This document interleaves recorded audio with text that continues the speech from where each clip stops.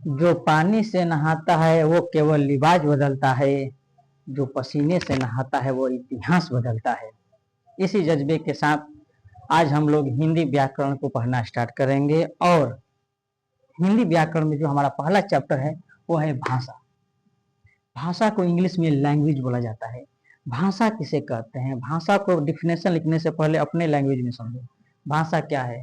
भाषा का अर्थ ही होता है हमारे द्वारा बोला गया हर एक बात। अगर सामने वाला समझ गया तो उसे भाषा बोलेगी। उसके द्वारा भी बोला गया हर एक बात अगर हम समझ गए तो क्या है? भाषा है। सीधा सिंपल लैंग्वेज में हम बोलनी तहरा समझ में आ गई, तू बोलला हमारा समझ में आ गई, वह भाषा है। ठीक ना? बात समझ गई? तो भाषा किसे कहते हैं? तो भाषा वह साधन है जिसके माध्यम से हम अपने विचारों को बोलकर या लिखकर किसी दूसरे मनुष्य तक पहुंचाते हैं, उसे भाषा कहते हैं। जिनको भी लिखना है हम लिख देते हैं डिफिनेशन। भाषा वह साधन है, भाषा वह साधन है जिसके माध्यम से हम अपने विचारों को बोलकर या लिखकर किसी दूसरे मनुष्य तक पहुंचाते हैं, उसे क्या बोलते हैं? भाषा कहते हैं। उसे भाषा कहते हैं। बात समझ में आई? भाषा क्या हुआ? अरे भाषा का सिंपल परिभाषा बोलो ना। हम बोल नहीं तारा समझ में आ गई, तू बोल रहा हमारा समझ में आ गई, भाषा बस काम खत्म। अब आती है भाषा। भाषा मुख्यतः दो प्रकार का होता है। भाषा मुख्यतः कितने प्रकार का होता है? दो प्रकार का। भाषा मुख्यतः दो प्रकार का होता है। दो प्रकार का होता है।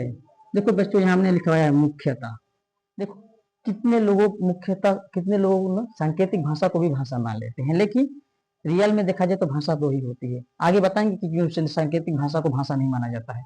तो पहला भाषा हुआ हमारा मौखिक भाषा। पहला जो हमारा भाषा हुआ मौखिक भाषा। दूसरी जो भाषा है उस भाषा का नाम है लिखित भाषा। दूसरी भाषा का नाम क्या है? लिखित भाषा। अब समझते हैं मौखिक भाषा क्या है और लिखित भाषा क्या है। नाम ही अब छिपा है मौखिक, यानी मनुष्य अगर बोलकर अपने विचारों को प्रकट करता है तो उसे मौखिक भाषा कहते हैं।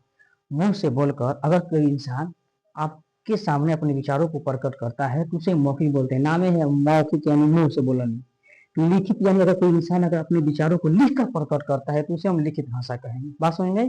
तो मौखिक भाषा मतलब मुंह से बोलकर प्रकट करना। मुंह से बोलकर प्रकट करना, बोलकर प्रकट करना, प्रकट करना। मुंह से बोलकर प्रकट करना ही मौखिक भाषा है। लिखित भाषा लिखकर लिखकर लिखकर प्रकट करना, प्रकट करना। यानी कहने का मतलब है कि मौखिक भाषा उसे कहते हैं जब हम अपने विचारों को बोलकर किसी दूसरे मनुष्य तक पहुंचाते हैं तो मौखिक भाषा हो गया। लिखित भाषा किसे कहते हैं? जब हम अपने विचारों को लिखकर किसी दूसरे मनुष्य तक पहुंचाते हैं तो उसे हम लिखित भाषा कहते हैं। अब बता रहे थे आपको सांकेतिक भाषा, उसको समझते हैं। सांकेतिक भाषा को भाषा क्यों नहीं माना जाता है? इसको हम एक प्रकार से तीसरा भाषा मानकर इसको लिखते हैं सांकेतिक भाषा। सांकेतिक भाषा यानी इशारों की भाषा। सांकेतिक भाषा का मतलब हुआ इशारों की भाषा। पुराने जमाने में जब ट्रेनें चलती थी ना तो लाल झंडे का इस्तेमाल होता था, सिंबल था, संकेत था। ठीक ना? आज भी कहीं कहीं संकेतों का इस्तेमाल होता है, लेकिन व्याकरण का मतलब ही होता है हमें शुद्ध शुद्ध ज्ञान देना, आधा अधूरा ज्ञान नहीं। तो व्याकरण में सांकेतिक भाषा को इसलिए हटाया गया क्योंकि इसमें कुछ चीजें सही थी, कुछ गलत थी। जैसे मान लीजिए अगर आप खाना खाते हैं, कोई पूछा खाना खाए हो तो आप सीधे हिलाकर बोलते यार खाना खाए हैं। अगर उसी तरह कोई पूछ दे मुड़ी हिलाकर बताओ तो क्या क्या क्या खाए हो, तो बता पाएगा? कुछ नहीं बोल पाएगा। इसलिए सांकेतिक भाषा को भाषा नहीं माना जाता है, क्योंकि व्याकरण का अर्थ ही होता है किसी भी चीज के बारे में जानना, अच्छी तरह जानना, शुद्ध शुद्ध जानना, बोलना और लिखना ही व्याकरण होता है।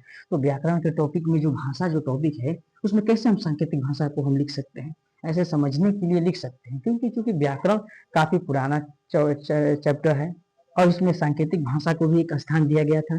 लेकिन जैसे जैसे समय बीता, व्याकरण के विद्वानों ने सांकेतिक भाषा को भाषा की श्रेणी से हटा दिया। तो हम इस भाषा को बस समझने के लिए समझ जाएंगे। सांकेतिक भाषा मतलब इशारों की भाषा। बस समझ में, कोई दिक्कत? फिर से आते हैं। भाषा, भाषा किसे कहते हैं?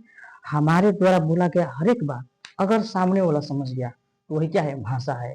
सामने वाले के द्वारा बोला गया हर एक बात हम समझ गए तो वही भाषा है।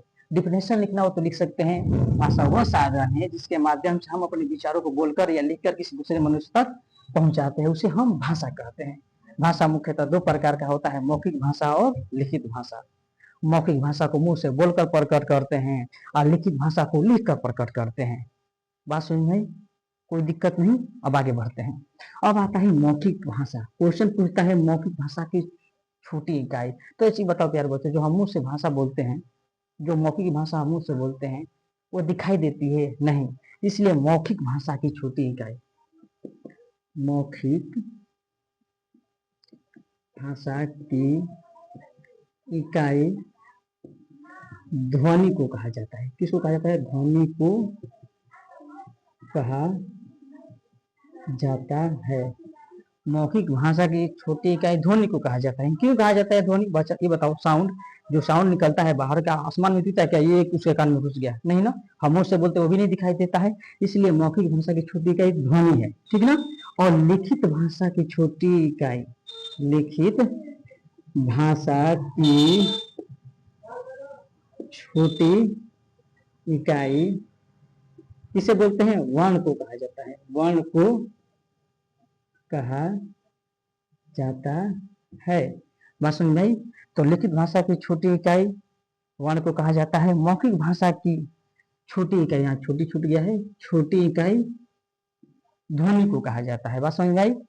आप लोग अच्छी तरह क्लियर हो गया। अब आपको भाषा में कहीं दिक्कत नहीं होना चाहिए। भाषा का मतलब ही होता है हम अपने विचारों को किस तरह प्रकट करते हैं, हम अपने मन के भाव को किस तरह प्रकट करते हैं सामने वाले को समझाने में, वही भाषा हुआ। तो दिक्कत नहीं होना चाहिए। तो इस तरह हमारा भाषा जो टॉपिक था वो कंप्लीट हुआ, ठीक है ना। अगर आपको कहीं डाउट होगा तो कृपया आप लोग कुछ भी बता सकते हैं। यहाँ इतना बताने के बाद तो आपको डाउट होना नहीं चाहिए, ठीक है ना। अब रह गई इसकी कुछ लिपियां हैं, तो उन लिपियों को हम अगले क्लास में समझेंगे, ठीक है ना। जय हिंद।